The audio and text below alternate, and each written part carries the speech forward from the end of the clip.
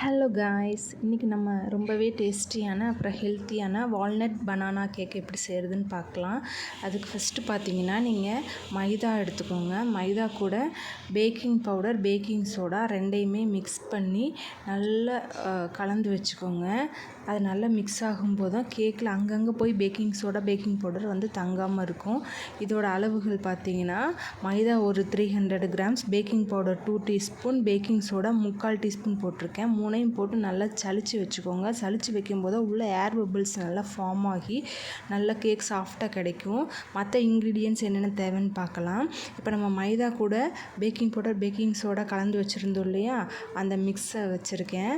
Next வந்து பார்த்திங்கன்னா banana 200 grams எடுத்துக்கோங்க. அது தோலை எடுத்துட்டு உள்ளே இருக்கிறது மட்டும் அளவு பார்த்து எடுத்துக்கோங்க. 200 கிராம்ஸ் இருக்கணும். எந்த பனானா வேணும் எடுத்துக்கலாம், நல்லா பழுத்ததாக எடுத்துக்கோங்க. வால்நட் 50 கிராம்ஸ் எடுத்திருக்கேன். ப்ரௌன் சுகர் எடுத்துக்கோங்க. ப்ரௌன் சுகர் வேறு, நாட்டு சக்கரை வேறு. இப்போ நான் ப்ரௌன் சுகர் தான் எடுத்திருக்கேன். அதுதான் பார்த்திங்கன்னா இந்த கேக்குக்கு ரொம்பவே டேஸ்ட் கொடுக்கும். ப்ரௌன் சுகர் மட்டும்தான் நீங்கள் யூஸ் பண்ணணும். 150 கிராம்ஸ். அதே மாதிரி கிரானுலேட்டட் சுகர், நம்ம நார்மலாக யூஸ் பண்ணுற சுகர் 150 கிராம்ஸ். ப்ரௌன் சுகர் எனக்கு கிடைக்கல, எனக்கு வேண்டான்னும் போது நீங்கள் நார்மல் சுகரே எடுத்துக்கலாம். நெக்ஸ்ட்டு வந்து பார்த்திங்கன்னா பட்டர் எடுத்துக்கோங்க. பட்டர் வந்து பார்த்திங்கன்னா பாதி மெல்ட் ஆகி பாதி அப்படியே மெல்ட் ஆகி வெளியே ரூம் டெம்பரேச்சரில் இருக்கணும். பாதி மெல்ட் ஆகி இருக்கணும், பாதி அப்படியே கெட்டியாக இருக்கிற மாதிரி இருக்கணும்.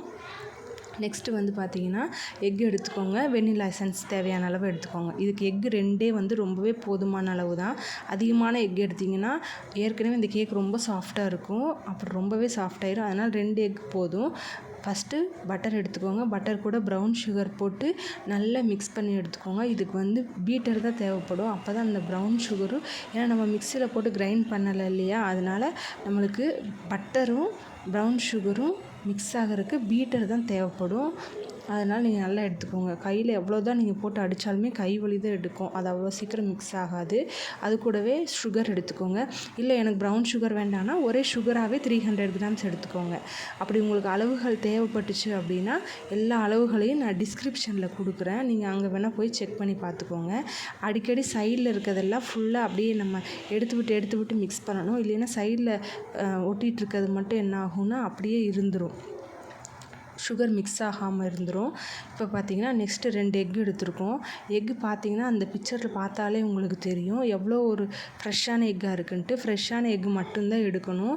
அது நல்லா அந்த பேட்டரோடு சேர்ந்து நல்லா மிக்ஸ் ஆகி வர்ற மாதிரி நல்லா ஃபுல்லாக திருப்பி எங்கேயுமே அந்த எக் இல்லாத அளவுக்கு ஃபுல்லாத்தையும் போட்டு நல்லா ஸ்பேச்சுலா வச்சு மிக்ஸ் பண்ணிக்கோங்க. மிக்ஸ் பண்ணதுக்கப்புறம் நீங்கள் பீட்டர் போட்டு அடிச்சிங்கன்னா நல்லா மாவு நல்லா புஷ்ஷுன்னு எலும்பி வரும். அப்போ வந்து நல்லா சாஃப்டாக இருக்கும். நெக்ஸ்ட்டு ட்ரை இன்க்ரீடியன்ஸ் ஆனால் மைதா, பேக்கிங் சோடா, பேக்கிங் பவுடரை நம்ம சலிச்சு வச்சுருந்தோம் இல்லையா, அதை போட்டு இனிமேல் நீங்கள் பீட்டர் யூஸ் பண்ணாதீங்க. பீட்டர் யூஸ் பண்ணிங்கன்னா கேக் ரொம்பவே ஹார்டாயிரும். ஸ்பேச்சுலா வச்சு உங்களால் எவ்வளோ முடியுமோ அந்தளவுக்கு வந்து இது பண்ணிகிட்டே இருங்க. பனானா கொஞ்சம் மிக்ஸ் பண்ணிக்கோங்க. அதே மாதிரி மைதா பனானாவை வந்து ஒரே இதாக போட்டு மிக்ஸ் பண்ணாதீங்க, உங்களுக்கு ரொம்ப கஷ்டமாயிரும். ஒரு 3-4 டைம்ஸ் நீங்கள் எந்த அளவு எடுத்திருக்கீங்களோ அதை பொறுத்து ஒரு 3-4 டைம்ஸ் வந்து பிரித்து போட்டுக்கோங்க. கொஞ்சம் பனானா, கொஞ்சம் மைதா, கொஞ்சம் பனானா, கொஞ்சம் மைதா, அப்படி பிரித்து போட்டிங்கன்னா உங்களுக்கு வந்து கலக்கறதுக்கு ரொம்ப ஈஸியாக இருக்கும். ஒரு ஸ்டேஜில் வந்து பார்த்திங்கன்னா உங்களால் ரொம்ப மிக்ஸ் பண்ணவே முடியாத அளவுக்கு பேட்டர் வந்து ரொம்பவே கெட்டியாயிடும். அந்த மாதிரி ஸ்டேஜ் வரும்போது நீங்கள் என்ன பண்ணுறீங்க அப்படின்னா கொஞ்சம் பனானாவை வந்து போட்டுக்கோங்க, அப்புறம் கொஞ்சம் மைதா போடுங்க. கொஞ்சம் மிக்ஸ் பண்ண முடியாதப்போ பனானாவை மிக்ஸ் பண்ணிக்கோங்க. அடுத்து நெக்ஸ்ட்டு வந்து பார்த்திங்கன்னா கொஞ்சம் வெண்ணிலா எசன்ஸ் போட்டுக்கோங்க. வெண்ணிலா எசன்ஸ் எவ்வளோ அளவு பார்த்திங்கன்னா 4 டீஸ்பூன் போட்டிருக்கேன் நான். 4 டீஸ்பூன் போட்டிங்கன்னா இப்போ கொஞ்சம் பேட்டர் வந்து லூஸ் ஆகி கொடுக்கும். இப்போ நல்லா மிக்ஸ் பண்ணிகிட்டே இருங்க. மிக்ஸ் பண்ணிகிட்டே இருந்து வெண்ணிலா எசன்ஸ் ஃபுல்லாகவே மிக்ஸ் ஆயிடணும். இது கூட பார்த்திங்கன்னா வால்நட் நல்லா சாப் பண்ணி வச்சுருந்தேன். நம்மளுக்கு என்ன சைஸ் வேணுமோ அந்த சைஸில் போட்டுக்கலாம். வேறு என்ன நட்ஸ் உங்களுக்கு வேணுனாலும் போட்டுக்கலாம். ஆனால் பனானா கேக்கு வந்து வால்நட் வந்து மட்டும்தான் நல்லாவே டேஸ்ட் கொடுக்கும்.